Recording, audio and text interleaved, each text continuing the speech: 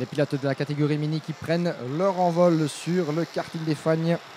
Et comme vous pouvez le constater, eh bien, la piste est encore relativement piégeuse. Voici la grille de départ de cette première confrontation du week-end dans la catégorie mini, où nous avions ce matin eh bien, une double série qualificative. Gilles Armand, le jeune pilote belge du team VDK Racing, qui avait terminé vice-champion de la catégorie la saison précédente. D'ailleurs, Arthur Wang a signé la pole position. Un meilleur tour en 1 minute 24.9. Un meilleur tour donc lors de la première série qualificative avant qu'il soit battu eh bien, lors de la deuxième série par Noah Grignet. Donc Noah Grignet, le pilote Eurokarting, c'est lui qui est donc détenteur de la pole position au général, mais il s'agit de la confrontation entre les groupes B et C, ce qui veut dire qu'avec le deuxième meilleur temps au général, eh bien, nous aurons Gilles Hermand qui s'élancera depuis la pole position sur la droite de la piste et la gauche de votre image. Il aura à ses côtés Priam Bruno, gare à lui évidemment de fer de lance la saison passée de la catégorie mini rookie, qui fait ses débuts à ce niveau avec Finn Rossen, Just Mulder sur la deuxième ligne, suivi de Damien Erkelens et Stig de Radermacher sur la troisième. Quatrième ligne, Antoine Venant et Théo Polican, suivi de Edouard Godefroy, Vince van der Halen, Tchèque Peters, Max Grassini, Matteo Odeker, Dex Crowell, Neil van der Veren, Jordi Broekman, Milan Becu, Bink van Scheider, Livio Keira, Antoine Nicolet sur la deuxième ligne, suivi de Finn Albers, Lino Pedraza, Ben McCorkley, Jan Overeit, Cyril Grosjean, Fabio Angotta, J.V. Repel et Yann Gross. 28 pilotes sur cette grille de départ.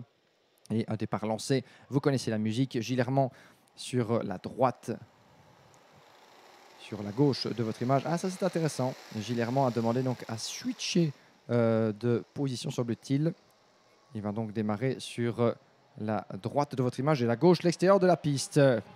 Les feux s'éteignent, on est parti, green, green, green, d'entrée de jeu et superbe envol de la part de Gilles Hermand qui ne s'est pas laissé piéger, contrairement à beaucoup d'autres pilotes du peloton. Aïe, aïe, aïe, une piste encore très piégeuse et ils sont près d'une dizaine de pilotes à s'être fait piéger. J'en ai bien peur par la piste encore très, très glissante à l'extérieur de la trajectoire. Et un gros choc là-bas, plusieurs pilotes, deux semble-t-il encore, qui sont restés sur le carreau. Et ça débute d'entrée de jeu. Oh, il y a le numéro 838 qui se fait légèrement tasser là-bas et qui doit franchir un mur d'eau à l'extérieur du virage numéro 3. Le 838, on va tenter d'identifier de qui il s'agit dans la queue du peloton. Il s'agit bien de Sek Petersen, le pilote néerlandais qui était 9e dans la hiérarchie au passage du premier et deuxième virage. Cette première manche qualificative, elle durera au total 9 minutes plus un tour, donc l'équivalent de 10 boucles pour cette course. Un autre pilote là-bas, vous le voyez dans le coin de votre image, juste en dehors du virage numéro 5, qui tente de reprendre sa place en piste après avoir ils sont deux d'ailleurs à avoir fait une petite incursion du côté de la pelouse. Et le drapeau jaune qui est brandi à la sortie du virage numéro 4 dans le deuxième secteur, donc pour ces deux pilotes qui sont encore calés dans le bas-côté, j'en ai bien peur. Et à ce niveau, évidemment, avec les pluies diluviennes qui ont inondé le karting des Fagnes. Et vous le voyez d'ailleurs que certains endroits du tracé sont encore bien mouillés, notamment à l'extérieur de la trajectoire ici, dans le virage numéro 1. Gare où vous mettez les roues. Les jeunes pilotes de la catégorie mini, comme du côté des mini-rookies, ont la particularité d'évoluer avec des pneus slick. Interdiction donc de chausser des pneus pour pistes mouillées dans ce cas-ci, contrairement aux autres classes, le cas échéant, s'ils ont besoin évidemment de telles enveloppes. Le drapeau jaune qui est toujours brandi là-bas dans le deuxième secteur pour les deux pilotes qui sont toujours calés à la corde du virage numéro 5. Voilà le virage où les leaders se présentent. Et afin de permettre à ces deux jeunes pilotes, si possible pour eux, de pouvoir regagner la piste, de reprendre leur place. Mais il n'en sera rien. Ça sent donc le double abandon, j'en ai bien peur, pour Sek Petersen et Livio Keira, malheureusement, qui vont devoir se retirer et regarder la suite des festivités depuis le bas-côté en compagnie des commissaires. Vous les voyez là-bas dans le fond de l'image. Pas de chance pour ces deux jeunes pilotes, Sek Petersen et Livio Keira. Livio Keira qui s'est lancé depuis la 19e place. Sek Petersen 11e sur la grille. Et ces deux-là, nous n'avons pas bien vu si c'était le résultat d'un accrochage entre ces deux-là ou d'un incident à multiples pilotes. Quoi qu'il en soit, ce sont les deux victimes collatérales de cet événement, de cet incident au niveau du virage numéro 5. 9 minutes plus un tour. Et déjà 6 minutes restantes, plus donc une boucle à effectuer. C'est une des nouveautés de la Yami Series Benelux 2023. On ne compte plus désormais en tours à proprement parler, mais en minutes plus une boucle. Et Gilles Hermand est parvenu à prendre le commandement et à le garder. 9 dixièmes d'avance déjà sur Finn Rossen, le numéro 848 qui s'est infiltré de la 3e à la 2e place. Devant Priam Bruno, Antoine Venant 4. Où se trouve donc Damien Herkelens qui est 5, devant Stig de Rademarker, Edouard Godefroy, Neil van der Ende, Just Muller et Milan Beku qui ferme la marche en 10e position. Vous voyez d'ailleurs certains des endroits donc, de la piste là-bas entre le virage du raccordement du podium et le virage numéro 5 qui sont encore très très humides. Et même la trajectoire idéale tend à ne pas encore s'assécher, du moins pas suffisamment rapidement pour les pilotes. Et regardez comme ça glisse là-bas tous ces jeunes concurrents âgés entre 10 et 12 ans de la catégorie mini qui doivent faire preuve d'une dextérité à toute épreuve pour se maintenir en piste, même si les conditions vont aller en s'améliorant du moment qu'il ne pleut plus et que la température tend à se réchauffer quelque peu. Le soleil pour l'instant se cache, il est un peu timide derrière des nuages assez conséquents au-dessus de nos têtes, ce qui ne va pas aider. Oh, et la glissade là-bas en direct pour le 899. Et pas de chance pour Milan Beku. Milan Beku là-bas qui était en bagarre pour le top 10 et qui a perdu le contrôle de son kart juste au moment où on reprenait l'antenne sur lui. Il est parvenu à se remettre rapidement dans le bon sens là-bas dans le virage numéro 12. Un virage en dévers qu'il faut négocier déjà sur piste sèche de manière prudente évidemment puisqu'il conditionne tout le retour vers la ligne droite de départ et d'arrivée. Mais sur une piste aussi piégeuse, eh bien, tout est remis à zéro en quelque sorte. Et Milan Beku s'est fait légèrement surprendre. Regardez comme les pilotes évitent tant que faire se peut le point de corde et le vibreur à l'intérieur du virage. Ils virent large pour essayer de maximiser leur sortie de courbe. Et c'est une superbe manœuvre de dépassement que Milan Beku vient d'initier là-bas sur 2 adversaires. Il a tenté d'en passer 2. Ce sera 1 pour l'instant. Mais Milan Beku ne s'est pas laissé refroidir, en tout cas par sa petite faute de pilotage autour il y a quelques instants.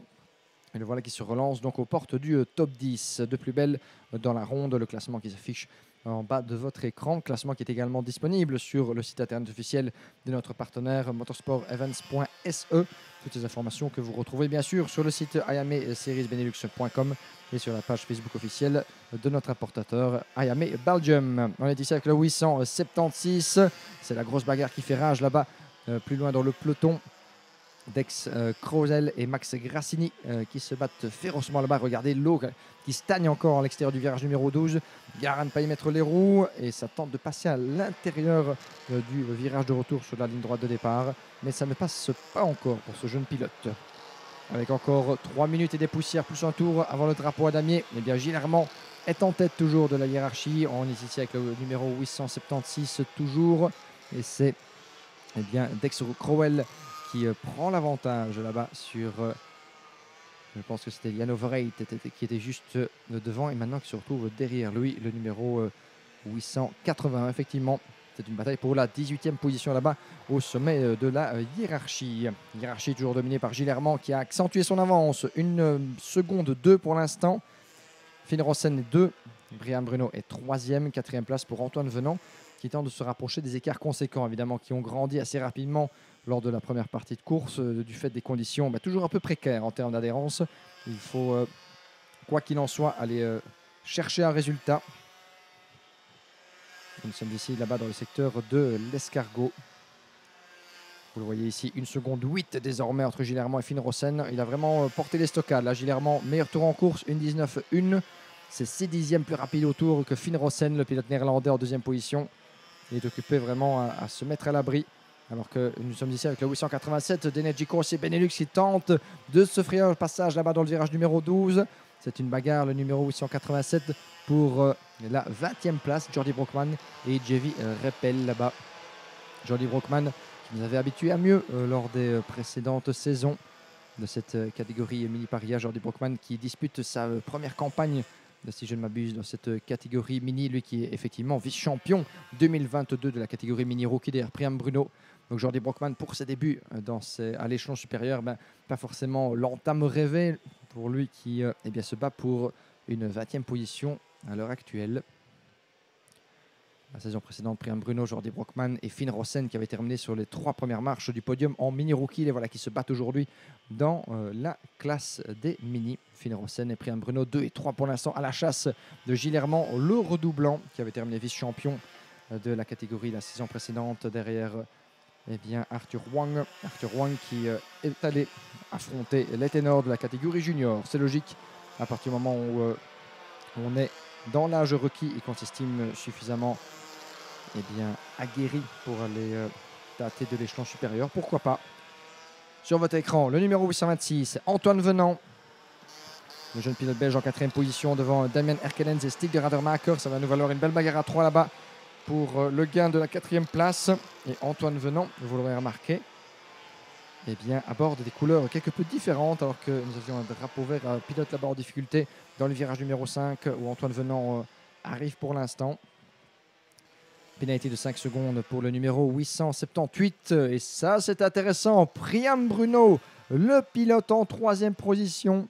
Priam Bruno, champion 2022 de la catégorie mini-rookie, qui se bat pour une 3e place ici dans cette première manche qualificative, a volé le départ. Voilà qui est tout à fait intéressant et certainement une très mauvaise nouvelle dans le chef de Priam Bruno.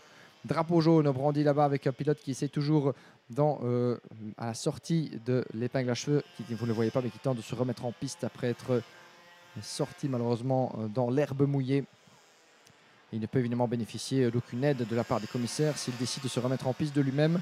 À moins évidemment, voilà, il repart. Ça c'est une bonne nouvelle, je l'espère pour lui. Non, malheureusement, le moteur a calé.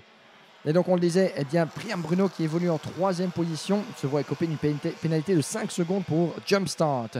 Jump Start pour Priam Bruno, donc qui va, quoi qu'il en soit, rétrograder dans la hiérarchie, quelle que soit la place où il termine. Nous sommes avec Antoine Venant qui résiste toujours au retour du pilote au châssis Birelart derrière le numéro 816, Stig de Radermacher qui tente d'attaquer Venant au virage numéro 4, mais Antoine ferme la porte, mais malheureusement n'optimise pas vraiment sa sortie. Et regardez qui passe derrière, puisque c'est Damien Erkelens, le 889, qui pourrait profiter de ce tassement en piste pour prendre le meilleur sur Venant. Et cette bataille à 3 se transforme en 4. Et j'allais dire se transforme en bataille à 4. Mais malheureusement, Edouard Godefroy est parti à la faute, juste au point de freinage de l'épingle à cheveux. Il parvient à repartir, heureusement pour lui, et sans trop de dommages. On est de retour là-bas. Regardez comme Antoine Venant, le premier pilote de ce groupe de 4, est relativement agressif. Hop, le casque vert juste derrière. C'est Just Mulder, le numéro 827, qui réalise une maestria. Oh, et malheureusement pour lui, Stig de Radermacher est légèrement tassé là-bas.